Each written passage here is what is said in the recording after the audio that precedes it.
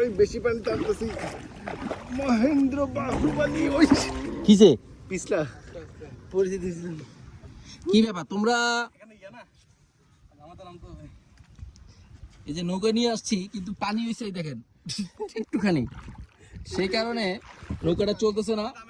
পরে তারা নৌকাটাকে নেমে ধাক্কাচ্ছে, ধাক্কাও ধাক্কাও।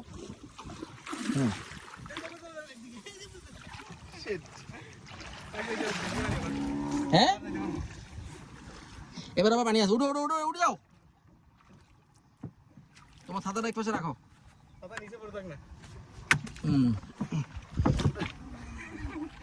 হ্যাঁ এবার আবার চালাও।